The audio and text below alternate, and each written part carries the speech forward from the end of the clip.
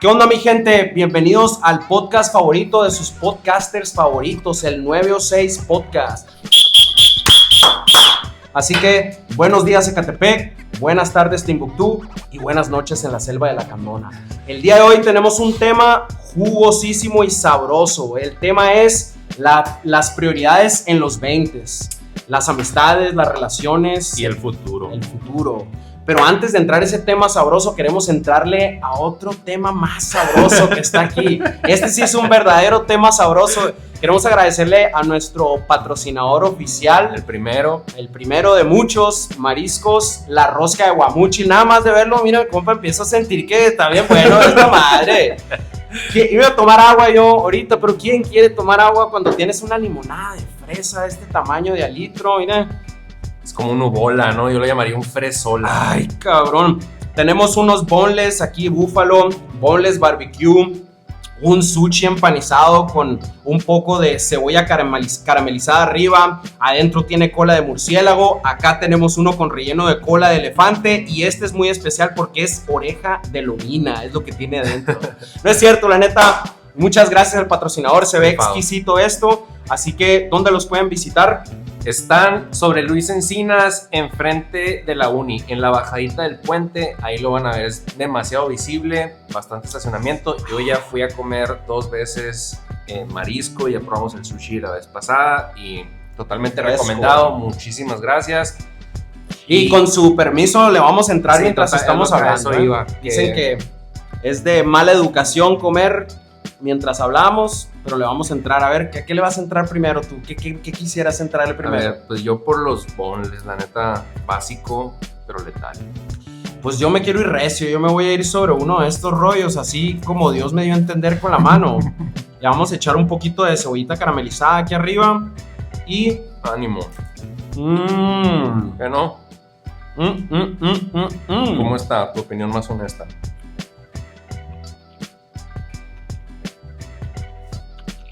Siento una explosión de sabores. Está buenísimo. Pero bueno.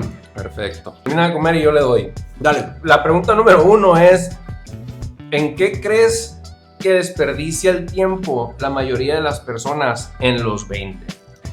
Y quizá lo pudiéramos aterrizar un poco en qué crees tú que desperdiciaste más el tiempo en los 20, si es que lo desperdiciaste, ¿no? A lo mejor desde siempre fuiste un gurú. No, ni de pedo. En la mayoría de la gente, bueno, en mi caso personal y lo que veo de la mayoría de conocidos y amigos es en la fiesta y en el desmadre, ¿no? ¿Qué es el desmadre para mí? Llámese desmadre, andar haciendo cosas que tú sabes que no te van a dejar nada bueno, que a lo mejor te perjudican, pero que a todo mundo le gustan y que es lo que está de moda, ¿no? Sí. Mucho de eso es pertenecer, mucho de eso es encajar. Acordémonos que de morritos somos muy borregos. Entonces, a lo mejor sí, todos, a mí me tocó que a mí no me gustaba fumar tabaco y la racita en la secundaria fumaba tabaco y era como que, huevo, para verme macizo, ¿no? Y era como que, toda la raza, culón. Pero no, pues entonces la neta sí pienso que eso es, la fiesta, el desmadre, las morritas, mucho de eso. Pero yo sí siento, hablando de ese tema, que sí pienso que todos debemos de pasar por una etapa en el que pues te revientas, haces tu desmadre, conoces, te embarras un poco de lodo y aprendes de eso. No pienso que sea obligatorio, no pienso que todos debemos de probar lo malo para saber qué es lo bueno. Claro. Porque pues hay cosas que yo sé que me van a hacer daño y que no las tengo que probar para saber que me van a hacer daño. Pero sí pienso que la mayoría sí es como el estándar. El ir a hacer tu desmadre, embarrarte, pegarte, rasparte y caerte para el rato por decir, ya no quiero eso, ¿no? Ya lo probé, ya no quiero eso. Pero esa es mi respuesta. Pues mira, lo que no te va a hacer daño son los sushis de la rosca. Los sushis y los boneless, que por cierto le va a pegar ánimo.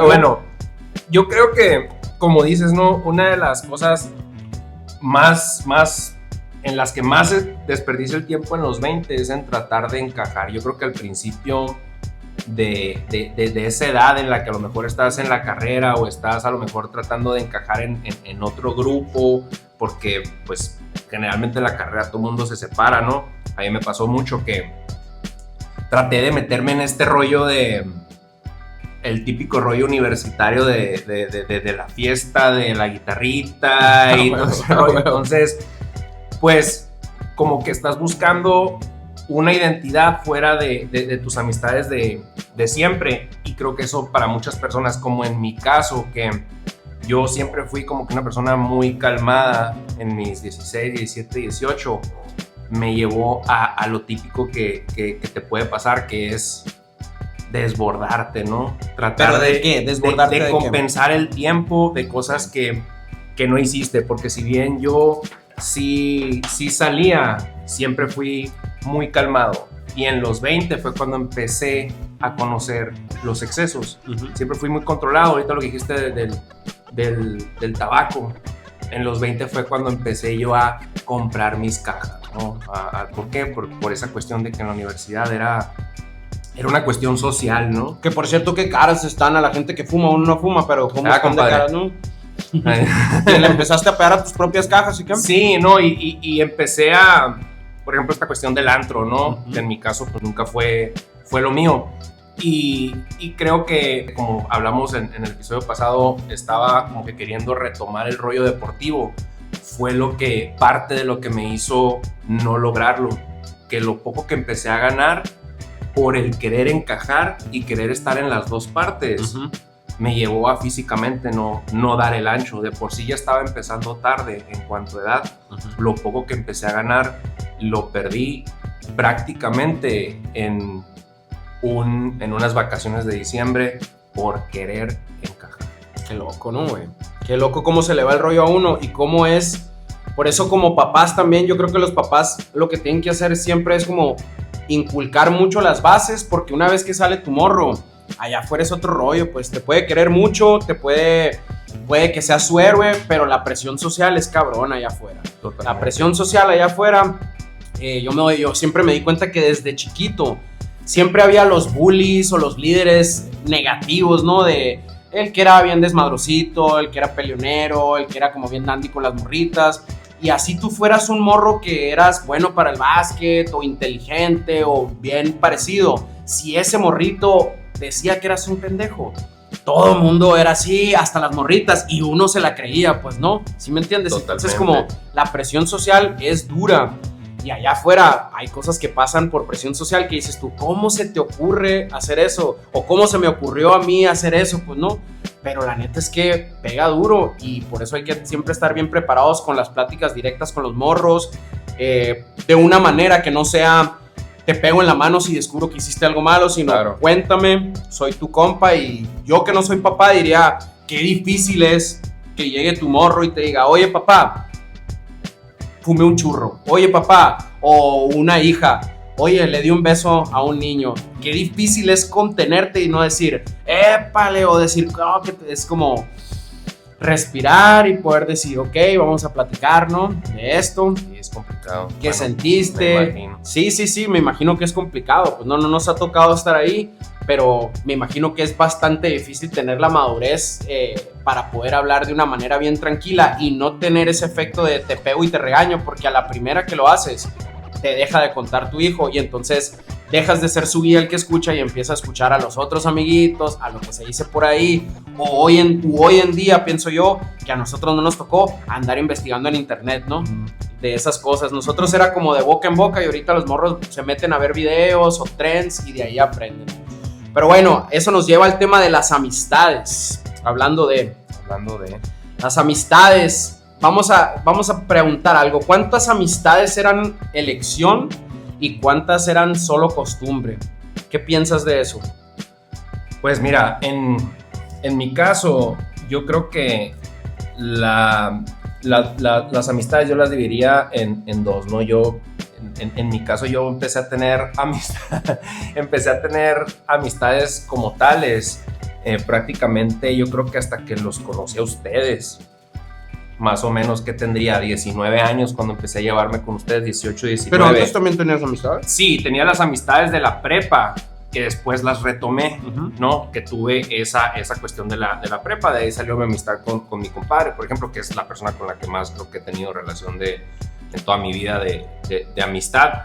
Pero en sí, una amistad así tan, por ejemplo, de conocer a mis papás, por ejemplo, llevarlo a casa, que fueran a la casa, el que se quedaran a dormir, el que mi mamá supiera con quién estaba, y no solo eso, sino que mi mamá realmente confiara en mis amistades. Yo creo que fue a partir de los 19, 20, ¿no? Porque fuera de eso, pues sí eran las amistades de la prepa, que después se consolidaron, pero con ustedes fue cuando las empecé a tener. Y sí, tuve también algunas amistades que eran un poco más por validación, pero fíjate que en mi caso no fue un problema para mí. Es decir, yo no creo que me pueda considerar que caí en algún momento en buscar una amistad en validación. De hecho, creo que a lo mejor me iría al extremo contrario, que también creo que es malo, que es no saber crear relaciones, porque al final de cuentas creo que las relaciones que construyes en los 20, ya en los 30 y en los 40 te sirven y tú puedes servirle a ellos. Es cuando se consolidan esas relaciones en cuestiones de pues mira, fulano está bien posicionado o puedo hacer un tipo de negocio con esta persona. ¿Por qué? Porque lo conozco desde antes, quizás no era la persona con la que más hacía clic, pero pues sé que es una buena persona, nos conocemos. ¿Sí me explico? Creo que hay personas que por validación al principio puede sonar malo, pero que al final de cuentas, cuando lo llevas al otro extremo, como creo que yo lo hice, también es algo en lo que yo creo que debí de trabajar en lo social. Simón. En mi caso pasó algo bien curioso y creo que tiene que ver con el contexto de cada quien, ¿no? Porque tú me cuentas estas cosas y a lo mejor no encajan tanto con mi situación. Yo sí tuve muchos amigos de morro, principalmente mi compa Wen, que le mando un saludo. Él lo conozco desde que yo tenía uso de razón ahí en las Fuentes del Mezquital. Vivíamos en Las Cerezos, a 2 cuadras, y él era como mi hermano mayor, me lleva 2 años. Entonces, desde que tengo uso de razón, yo me llevaba con él, pero yo estaba en gimnasia. Entonces, en gimnasia, por hacer team, tenía otros amiguitos con los que viajaba, que se iban a quedar a dormir a la casa. Eso hace como un bond, un lazo bien fuerte. Lo loco es que con muy pocos mantengo relación ahorita, y si la mantengo es muy superficial. Y en aquel momento, pues todo el día entrenabas, viajabas, fiestas, de que la primera comunión, quedarse a dormir, todo ese rollo. Y luego te das cuenta cómo vas evolucionando y vas cambiando de ambientes y se va adecuando tu personalidad, se van adecuando los hábitos y todo eso. Cuando me sucedió algo bien curioso. Mi mamá y mi papá siempre quisieron lo mejor para mí y siempre tuvieron este principio de: es que te quiero meter en las mejores escuelas, porque en las mejores escuelas están los hijos de las mejores familias y los que en un futuro van a ser empresarios, etcétera, y yo quiero que te codees con ellos para que hagas buenas relaciones, para que tengas un buen futuro. La neta, la lógica no está para nada mal. O sea, ellos estaban tratando de cuidar de mí, tratando de encaminarme por el buen camino de las relaciones, sabiendo lo duro que es en un futuro, güey. Y por el otro lado, viendo que a lo mejor si entraba a ciertas escuelas públicas era como, se me va a desmadrar o se me va a desencarrilar, acá hay un desmadre. Pero yo siempre estuve con una resistencia, güey. Yo quería estar en las escuelas públicas, yo quería ser cholo, yo quería vestirme aguado, yo quería ser rebelde. Y ese jaloneo siempre fue una fricción bien dura que tuvimos entre mi mamá directamente, porque mi mamá era la que se encargaba de ejecutar. Mi papá era como, dile a tu mamá, ¿no? Ajá. Entonces, por ejemplo, se llega a la preparatoria, güey, y yo quería entrar a la Universidad Quino, donde estaban todos mis compas y donde estaba la gente y la cholada que yo conocía, pero mi mamá me quería meter al Colegio Regis. Y yo decía, no, ahí es de fresas, etcétera. Me decía, no, que ahí, porque ahí vas a estar y conocer, etcétera. Entonces, fíjate qué curiosa la historia, güey. Yo, la neta, era desmadroso, lo que tú quieras, pero era trucha y sacaba muy buenas calificaciones, tenía muy buena capacidad de retención. Entonces, mi mamá me lleva a hacer el examen de admisión del Regis y lo repruebo adrede, güey. Lo repruebo adrede, fíjate las cosas. O sea, ¿haces examen de admisión en esas escuelas? Sí, güey. Yo pensé que era nomás llegar y pagar, güey. No, haces examen de admisión, güey. Si no pasas cierto promedio, no te aceptan, güey. Okay. Fíjate, güey, mi mamá me lleva y yo con toda, o sea, la hueva y con todo el coraje del mundo de que es que yo quiero entrar aquí, no, ya estoy grande, se sientes grande, ¿no, güey? Y me lleva y lo repruebo adrede el examen, güey. Y cuando mi mamá ve la calificación, le vi su cara me dijo, yo te conozco, me dijo, y algo está mal, me dijo. Algo hicieron mal. Yo sé que tú hubieras sacado 100, me dijo. Y va, güey, y se empieza a pelear en dirección, a exigir que me vuelvan a poner otro examen, güey. Y cuando vi a mi jefita, güey, pelear por mí, defenderme a capa y espada y todos así como, pues es que lo reprobó, señora. Me dio un sentimiento de culpa bien feo, güey. Y me consiguió que me lo volvieran a poner. Les dijo, pónganselo otra vez. Y se peleó y me lo puso. Sí, güey. Y me lo puso otra vez y no tuve la coraza para volverlo a hacer, güey. Y lo pasé, güey. Entonces me metieron al colegio Regis. Pero toda mi preparatoria estuve peleando con este pedo de no, yo no pertenezco aquí. Eso no estuvo curado porque pues es un rollo en el que estás en una selva y no quieres pertenecer a esa selva, pero la tienes que cruzar. Entonces hice muy buenos amigos ahí, la neta los respeto a todos buenas personas. Digo, no todos, ¿no? También también hubo 2, 3 culeros ahí. Una basurilla. Sí, pero esa es la historia. Entonces, saliendo de ahí, la neta, ya ahorita tengo muy poco contacto con muchos de ellos. Algunos los sigo, algunos nos saludamos de vez en cuando. Pero está loco como uno de morro cree que sabe lo que le conviene, güey, y no quiere escuchar a los papás. Ahora, no digo que los papás siempre tengan que decir en qué escuela ir, porque yo conozco morros que estuvieron en la Quino y conozco morros de bajos recursos que ahorita son jefes, genios, patrones, unas personas de respetar, y conozco gente que estuvo en escuelas de paga y las mejores que también están bajoneados, ¿no? No es un estándar en la escuela que te metan, más bien yo pienso que es la base de lo que te enseñan en tu casa y cómo te están monitoreando y se acercan a ti. No, totalmente, digo, en mi caso fue todo lo contrario, ¿no?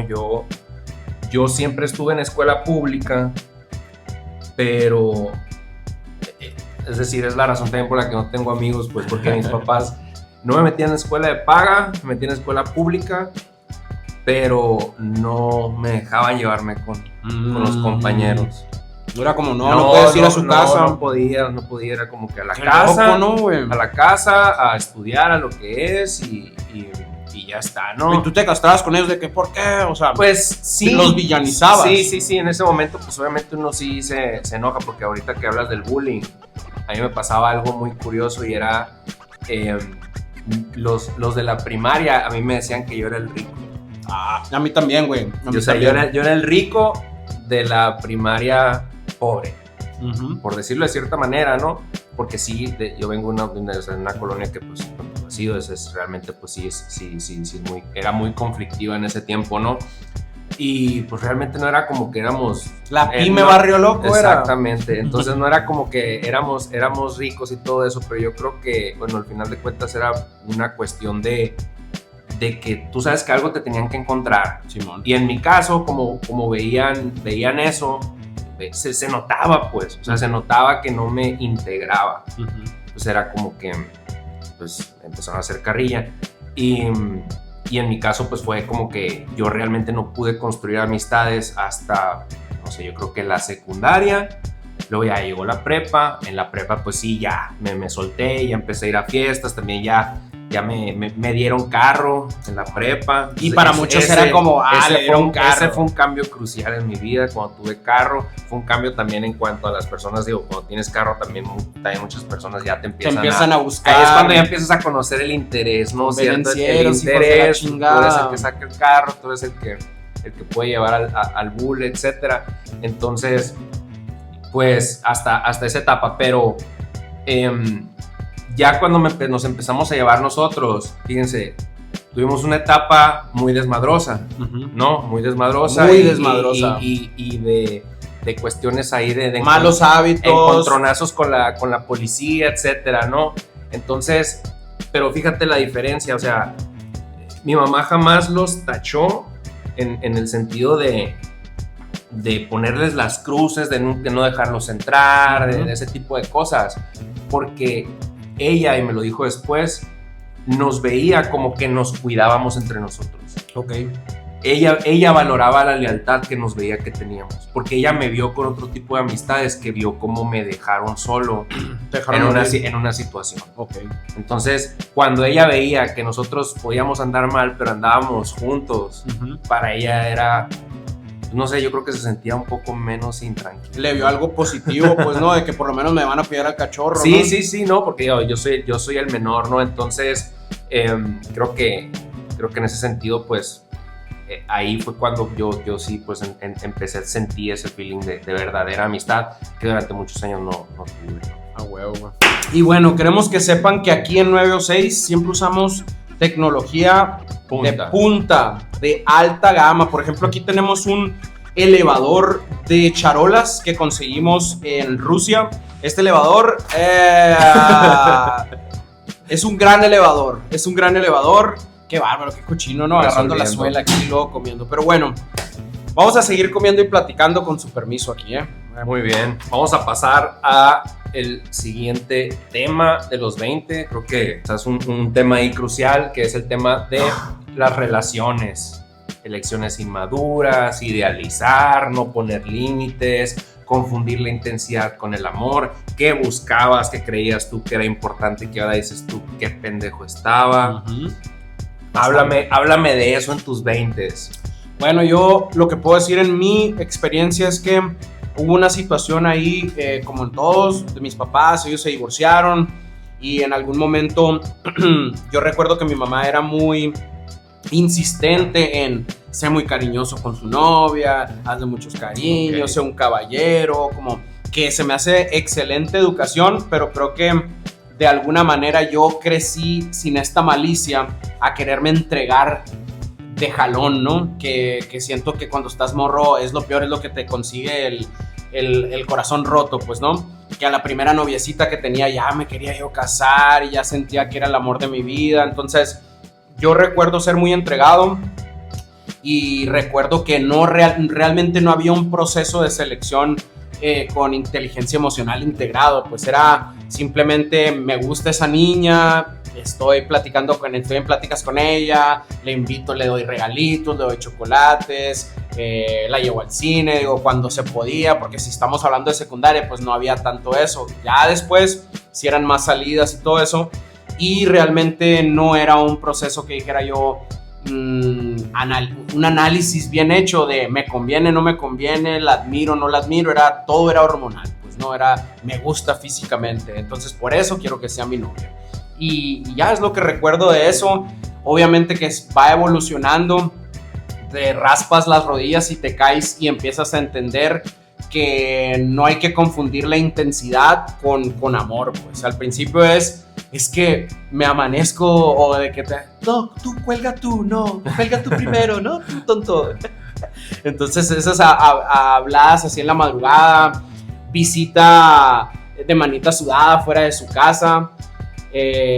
Tengo una anécdota, bueno, mejor ni cuento, pero tengo una anécdota en la que estaba afuera de la casa de mi noviecita, chiquito, pues estábamos chiquitos apenas y nos dábamos besitos, güey, y nos cachó su mamá dándonos un besito, güey, chingada madre, que yo fuera, ahorita cacho a mi niña o a mi que no tengo, no, pero si tuviera niña o niño, yo sí me los zumbo, les echo un balde de agua caliente, güey, óyeme, cabrón, pero bueno, ese era mi proceso. Realmente no tenía un buen proceso y no era un vato que tuviera mucho pegue, la neta. Sinceramente me consideraba yo un vato que no era de la primera selección de las morritas. Siempre era amigo yo de los batitos acá, dandy, de los de ojito claro, que tenían su carro, como mi compa Milton. Y pero tenía mucha labia y todas las morras eran como... Yo era el confidente, pero venían y platicaban conmigo y me platicaban de los vatos que le gustaban, etcétera, pero no era el rollo directo conmigo, era amistad. Entonces yo al rato decía, ¿cuándo me va a tocar una morra que hable así de mí? Pues, ¿no? Entonces la neta yo sí tuve el comienzo de mi relación, así fue tardío, güey. Realmente mis primeras relaciones fueron ya bien grandes, cuando la demás gente en primero, segundo, secundaria ya andaba de novio. Yo hasta, creo que terminando la prepa, güey, o sea... Estoy hablando, yo creo que tercero de prepa fue cuando la primera vez que me puse de novio bien, ¿no? Sí. No de que noviecita de mano sudada, sino una novia bien, visita y todo este rollo. Pero ese fue mi proceso, güey. ¿Cómo fue el tuyo? Pues en mi caso tuve un retroceso muy marcado, porque empecé así como tú, lo de los noviazgos tarde, es decir, sí empecé como que a los 15, ¿no? Y empecé a los 15, corto, después en la prepa a los 16 también, digamos que 17, pero después llegó una etapa en la que nada, o sea, nada es de modo monje. Nada, haz de cuenta que fue un momento en mi vida en el que, ya te lo he dicho la vez pasada, ¿no? Empecé a vivir mucho en mi cabeza, y ahorita lo que decías tú de sentirte que a lo mejor no eras tú el que tenía el atractivo como para atraer, creo que eso también me condicionó mucho a creer que no podía obtener al tipo de morra que quería en ese momento. ¿Y qué era o sea, ¿qué tipo de morra querías en el momento? ¿Qué era lo también de en ese momento físico, estamos hablando físicamente. Qué loco, ¿no? Que siempre es como el físico de morrillos, ajá, ¿no? Sí, en ese momento estamos hablando específicamente de algo físico. Uh-huh. Y yo sí me sentía pues muy inseguro, ¿no? Y aparte de eso, pues el estar, yo en ese tiempo sí estaba rodeado de un círculo de personas que sí tenían noviazgos, y aparte de noviazgos muy duraderos, de 7, 8 años acá. Y era como que ¿no, el bicho raro en ese sentido. Entonces mi proceso durante los 20 fue inexistente prácticamente, es decir, no aprendí mucho, y pues bueno, ya hasta finales de los 20 uh-huh. volví a tener, digamos, ya noviazgos, pero en cuanto a decisiones en específico, sí fui mucho de idealizar y de confundir intensidad a veces con amor, incluso cuando ni siquiera estaba como que en una relación. O sea, estabas a lo mejor quedando mucho. O algo y ya sentías que estabas ahí. Sí. Y pues bueno, también al ser una persona como medio introvertido, pues no daba un paso más. O sea, realmente tuve nulo cotorreo en eso de los 20. Tenemos algo parecido, güey. O sea, sí, yo también me acuerdo no fui muy experimentado, güey, a mis 20. Y por eso también luego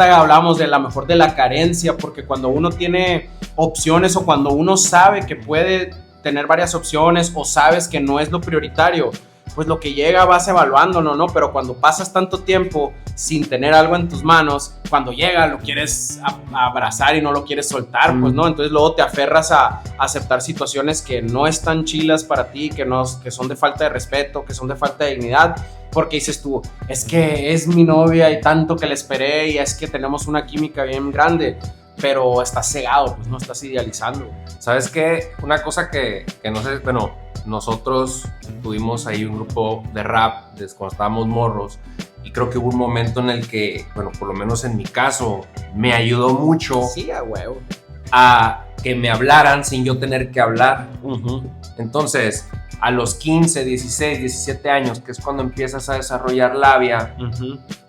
te están agregando al Messenger, al MSN, te están mandando mensajes, te están sacando plática, y tú eres una especie de estrella local. Era una etapa en la que al mismo tiempo yo no desarrollé esa habilidad de yo tener que ir, porque durante todos esos años se dejaban venir, atraídas. Porque era lo que estaba de moda. Sí, güey, es que cuando hubo un tiempo en que estuvo de moda lo del rap y era lo local, era como estrellita local y pues las morritas te seguían, groupie love y todo ese pedo. Totalmente, entonces pues creo que es una edad en la que es crucial que desarrolles una cierta habilidad en la que tú tienes que buscar. Así es. Y es lo mismo que pasa cuando te dan todo, ¿no? Cuando uh-huh. te dan todo de morrillo uh-huh. y al rato esperan que de repente tú a los 20 horas le vete a trabajar. Pues uh-huh. nunca aprendí, ¿no? Uh-huh. Entonces, ¿cómo le haces? Creo que a mí me pasó un poquito eso. Simón. En ese sentido creo que sí lo tuve.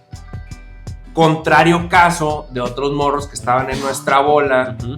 que sí tenían que trabajarla uh-huh. y que nos tocó conocerlos, y yo hasta cierto punto decir, wow, pues está cabrón, ¿cómo le hace? Pues me explico, porque literal es cómo le hace. Es una habilidad, el taloneo, es una habilidad aprendida. Oye, por ejemplo, una pregunta, tú en tu caso, tu papá ¿fue alguien que te ayudó en ese sentido? ¿Te enseñó? ¿Te transmitió algo con las mujeres? ¿Te dijo, oye, llégales así, háblales? Pues mira, güey, sí me transmitió, y no quiero faltarle respeto a mi jefito, sí me transmitió, pero mi jefe siempre fue bien dandy, güey, siempre fue bien cabrón, güey, bien coqueto, güey, entonces era como, pues me enseñaba eso, güey. Entonces Ok. no estaba tan chilo, que no me quejo ni nada, pero era bien coqueto el cabrón. O sea, de que llegábamos a pagar un lado y con la cajera ahí de que, no sé una labia, ¿no? Y yo acá, cálmate, papá. Y yo, no, espérate. Y siempre me decía, cuando yo andaba de cholo, que me rapaba y que quería andar bien aguado, que no les vas a gustar a las morritas les gusta el pelo largo, y entonces por eso que me lo dejé ahora. Okay. Acá no es cierto, güey, no es cierto. Pero no, güey, pero sí, güey, mi papá sí me guió, pero no podría decir que fue una guía correcta por el buen camino de, mira, busca esto, sea así, etc. Mi mamá era la que sí me inyectaba tienes que ser caballeroso, tienes que abrirles la puerta, sea una buena persona, no seas infiel, todas estas cosas, ¿no? Entonces creo que hubo un desbalance ahí, porque ni muy, muy, ni tan, no puedes salir al mundo así nada más como, sí, ya soy un amor y todos quiéranme. O sea, tienes que también tener un poquito de malicia y un poquito de defensas, porque no se trata de nomás abrirte oye, me gustaste, mira, me entrego. Es como, cuida a quién te entregas, y cuando encuentres a la persona correcta para abrirte, ok, ahí ya te abres. Creo que ahí es donde la figura paterna bien llevada es bien importante, porque pues la mamá, sobre todo, digo, estás hablando en tu caso de que quizás tu mamá reflejó un poco su vida en ti, wey, su situación, y trató de transmitirte lo que ella entendía que era como debías de ser para ser, está chingón, porque realmente ella veía, si te fijas, ella trató de ver en ti a alguien de que tú trata a la mujer así, ¿no?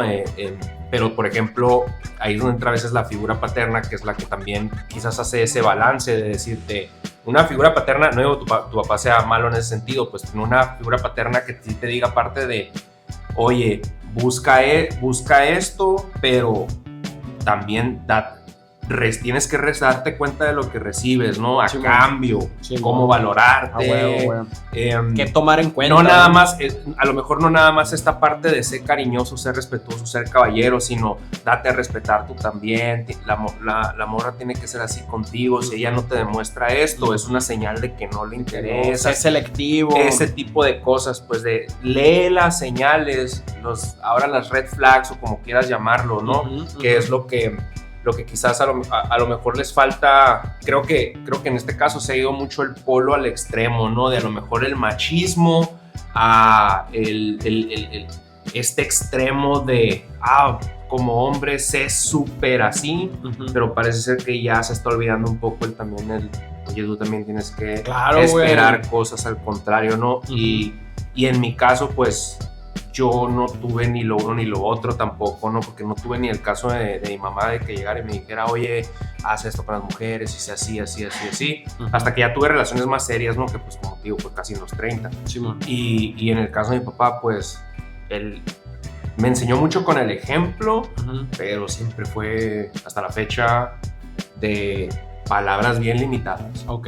O sea, de pocas palabras. Entonces no fue una persona que se sentó y me dijo, oye, esto ya tienes novia. Es que creo, ajá, güey, eso, ¿no? Como, eso, no hubo... El César Costa que veías en la tele, o el... Eso que dijiste es muy interesante, güey. Porque una cosa es hablar de la sexualidad y todo este rollo y de protégete y haz esto, pero otra cosa es sentarte y, oye, ¿cómo vas con tu morrita? Y se hablan y qué platican y tienen planes a futuro y cómo te sientes, como estas cosas. Yo siento que no es culpa de nuestros papás, güey, aunque venga de ellos directamente esta actitud.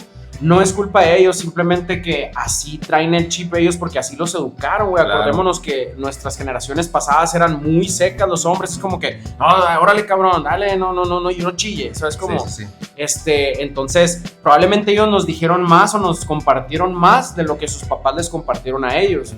Pero me viene la pregunta, güey, ¿tú crees que alguna decisión que tomaste en cuanto a relaciones o algo más haya afectado en tu vida o algo así? O sea, haya tenido un efecto a lo mejor negativo, alguna decisión que tomaste, algún camino que tomaste, alguna relación, alguna postura, algo que hayas tomado, ya que estamos hablando de esas relaciones, que digas tú, chale, la neta, sí perdí un poco, aprendí como todo, ¿no? Pero sí perdí un par de años a lo mejor en una relación que la neta ya estaba rota, o que no me hacía bien, o que me jodió un poco, qué sé yo. Sí, tuve algunos momentos en los que debí alejarme. y no lo hice, pero creo que sí, yo lo analizaba y yo muchas veces cuando creía que debía alejarme pero no me alejaba, era porque al mismo tiempo me daba cuenta de que yo tampoco era perfecto. Sí, man. Entonces era como que siempre terminaba creyendo que realmente, y todavía hasta la fecha me llega a pasar, que las cosas malas que me pasan todavía, incluso en mi relación, son casi todas consecuencia de mi manera de ser. Sí, man. Y creo que es una manera de justificar a la otra persona, ¿no? Entonces creo que yo mucho tiempo viví en esa contradicción de decir, siempre era como que sí, siempre terminaba sintiendo que era mi culpa. Y hay veces que sí, pero pues incluso aunque sea tu culpa también es una señal de que no tienes que estar ahí, ¿no? Es que dicen que todas las relaciones, hablando en el plano más espiritual, para la gente que le gusta ese rollo, que todas las relaciones son un espejo, güey. O sea, que vienen a espejearte lo que no has trabajado, pues. O sea, si tú estás con una morra y te es infiel y es porque algo te está mostrando esa relación que no has visto. O sea, no es de mala suerte, no es de que todas las mujeres son así, son todas las relaciones un espejo para indicarte qué te está fallando, ¿sabes? Como claro. Si te está fallando el autoestima, si te está fallando la confianza, si tú mismo no crees en ti, entonces dicen que por eso dicen se espejean. Pero sí, yo también hablando de eso, yo no pienso, está difícil la pregunta porque si me pongo a ver mis relaciones, probablemente no hay ni una que yo diga, no, me hubiera gustado no tenerla. Todas te enseñaron, pues, todas enseñaron y te fueron sumando para la próxima, para ser lo que eres ahora. Y ahora también estamos aprendiendo para ser la mejor persona que podamos ser. Estamos a prueba siempre y en evolución.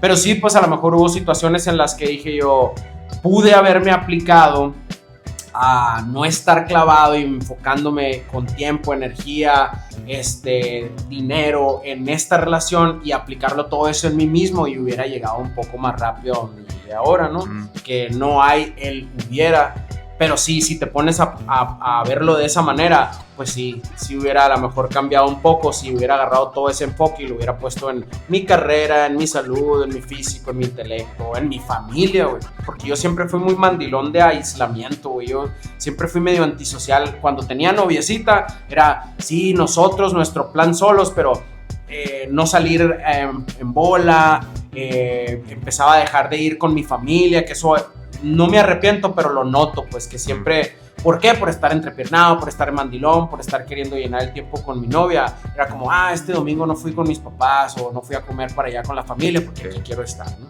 Pero bueno, llegando a ese tema, pasamos a ese que va junto con pegado, que es el futuro y la responsabilidad.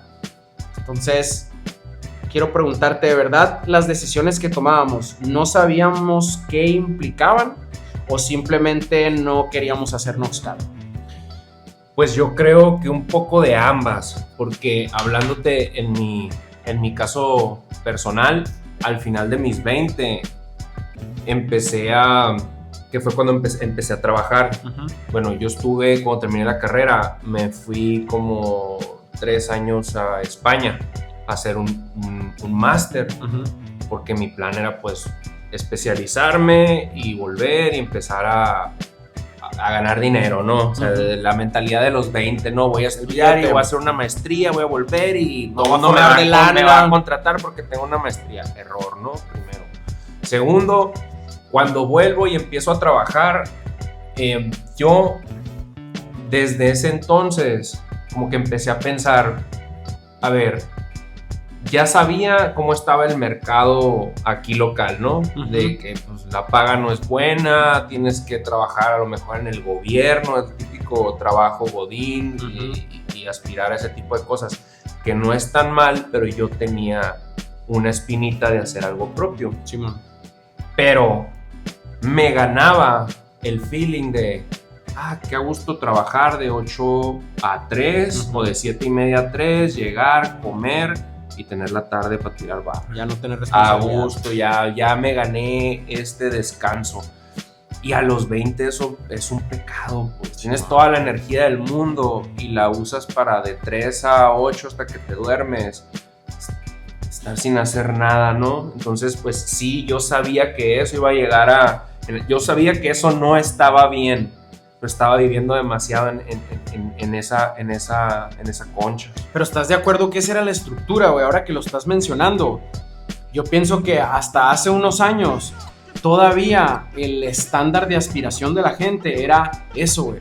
Un buen trabajo para jubilarte de él, o sea, tener un buen puesto, ganar una lana, las vacaciones pagadas, jubilarte y listo. Y a mucha gente de nuestros abuelos le funcionó, güey, que trabajaron en una sola empresa toda su vida y era como admirable eso, ¿no? De que ya quisiera las mujeres de un vato que tenga un muy buen trabajo en una empresa transnacional y que gane muy bien y se pueda jubilar y listo. Y ahorita yo creo que ya eso ya pasó, güey. Es que ya no sé, es que en mi caso, volviendo a la pregunta de que si sabía lo que implicaban las decisiones, en mi caso sí, pues porque yo trabajaba en lo que motivo, trabajaba en el gobierno. Uh-huh. Tú sabes que en el gobierno trabajas o 3 años o 6 años. Uh-huh. ¿Por qué? Porque eras como de confianza, no era como que de base, etcétera. Entonces yo sabía que mi trabajo no dependía de mí. Uh-huh. Ojalá fuera como esos vatos. Bueno, si tu aspiración es trabajar en la Ford o trabajar en cualquiera de esas empresas,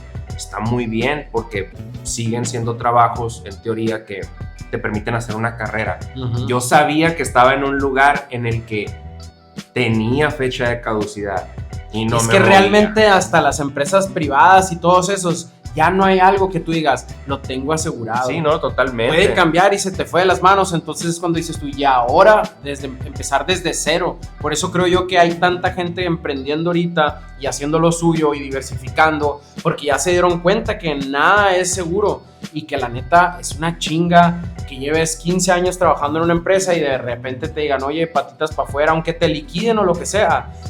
Es muy difícil porque ya dejaste todo y nomás te enconchaste a tu chambita de ir a hacer lo mismo, es como dices, de 7 a 3 o lo que tú quieras, ya no le moviste a nada, no aprendiste, no agarraste nuevas habilidades, no sabes cómo está el mundo.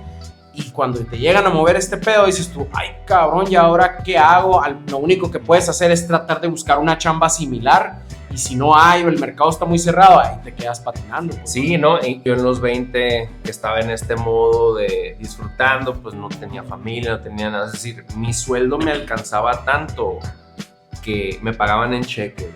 Y había quincenas que me hablaba la de recursos humanos. Oye, no vas a venir por tu cheque. Qué chulada, ¿no, güey? Así, pues, o sea, de que me explico. Y todos los fines de semana comer y a gastar. Y, bueno, vámonos a Coachella y vámonos, etcétera. Entonces, era ese estilo de vida. Y en ese tiempo ya tenía amigos que los veía emprendiendo, que los veía poniendo negocios, que los ponía intentándole. Simón. Fracasando, intentándole. Y ahorita estoy en lo mismo. No, güey. Yo ahorita a los 39, casi 40, pues estoy en ese rollo. Pues cuando todavía hace unos meses me reuní con 2-3 personas, cabrones de 28, 29 años que ahorita la están rompiendo porque... Pero llevan rato picándole, ¿no? Porque volvemos a lo mismo, a lo que te comentaba la vez pasada, la necesidad los llevó a eso, pues. Entonces, pues sí, en mi caso yo, contestando a la pregunta, motivo, yo sí sabía, pero ese pendejo. Pero es que sabes, güey, yo te puedo decir que realmente no sabía la magnitud de lo que pudiera pasar, güey, porque estás en tu rollo rebelde, en tu rollo ya me la sé. Y luego más nosotros que fuimos bien vagos, hubo un tiempo que la neta andábamos muy desmadrosos, güey, tú y yo, muy en el desmadre, güey, en la cholada y en todo este pedo. Y andas de rebelde, güey, y crees que te la sabes, porque sí te dicen las consecuencias, pero te las dicen, oye, vas a llegar después y vas a estar batallando, entre más rápido lo hagas, más rápido llegas, y nos entra por un oído y nos sale por el otro. Pues, ¿por qué? Porque es una autoridad diciéndote qué hacer, y dices tú, no, a mí no me van a decir qué hacer, yo voy a hacer diferente, yo me la voy a rifar, etcétera, etcétera, ¿no? Entonces creo yo que sí sabíamos, se nos dijo, pero no pusimos atención o no quisimos poner atención porque creímos que nosotros éramos el caso especial, ¿no? Y andábamos en la rebeldía, pues así pienso yo. Sí, y bueno, aprendimos tarde, pero aprendimos, ¿no? Y seguimos aprendiendo. Seguimos aprendiendo. Puta, yo sigo aprendiendo, a veces digo yo, 42 años y aprendiendo esta madre apenas, digo yo, Dios mío, güey. Está interesante la plática, está buena. Interesante, güey. Está bueno el sushi, está bueno el fresola. Y es hora de ir cerrando. Vamos a pasar a la pregunta final, carnal. Si pudieras hablar con tu versión, vamos a ser un poco más específicos. Dijimos con la de 20, pero transpórtate a los 24. Si pudieras hablar con tu versión de los 24 años, es decir, que ya no llegas a esa mitad, todavía crees que estás en los 19, 20, a los 24, ¿qué le dirías? ¿Qué prioridad le dirías que cambiar? Híjole, güey. Yo le diría, a ver, pinche chaparro, ven para acá, güey. Siéntate aquí, güey. Túmbate el rollo de la fiesta, túmbate el rollo del desmadre, las amanecidas, los excesos, las sustancias, las morras. Y por favor, enfócate, estudia música, estudia producción musical. Vete a hacer un curso, métete a los estudios, yo te voy a ayudar. Pon tu estudio, haz beats, graba, mezcla, masteriza y sé el mejor en tu ramo. Por el amor de Dios, eso es lo que le diría. Eso es lo que le diría. ¿Tú qué le dirías? A esa persona de 24 años, yo creo que le diría que no le diera vergüenza hablar, aunque lo que diga no tenga sentido, que hable, que se atreva a hablar, porque así va a aprender a expresarse. Creo que es algo que me hubiera gustado que alguien me dijera, no tengas miedo de hablar.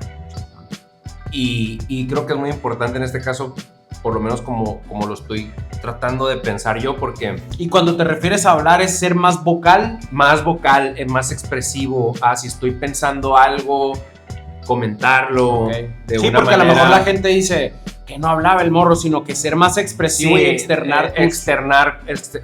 mis ideas. Simón, eso. Me faltó mucho externar mis ideas. Creo que lo que dejé de hacer cuando dejé de hacer música, no encontré cómo hacerlo. Hasta casi 20 años después, que ahora que lo estoy tratando de hacer con contenido. Entonces, creo que muchas de las cosas que me podría decir a mí, suponiendo que no sepa que soy yo a los 39, ¿no? No las escucharía, porque tú sabes que a esa edad no escuchamos. Pues. Está poneado. Pero algo que yo sí hubiera escuchado en ese momento es un tipo de motivación de que, hey, yo sé que quieres hablar, yo sé que quieres expresar más tus ideas, atrévete, no pasa nada. Sí, alguien que me dijera eso, pues hubiera sido mucho ayuda. Güey, bien interesante, ¿no, güey? ¿Tú qué estás viendo? ¿Qué le dirías a tu yo de 24 años? Piénsalo. Piénsalo bien. Pero bueno, llegamos al final de este episodio número 3. Muy chilo el tema. Y recuerden, esto es 9 o 6, no para decirte qué pensar, sino para recordarte que casi nada en la vida se ve igual desde el mismo lugar. Así que nos vemos a la próxima y ya, por favor, le quiero entrar a ese pinche sushi que me está haciendo ojos, ya. Ánimo.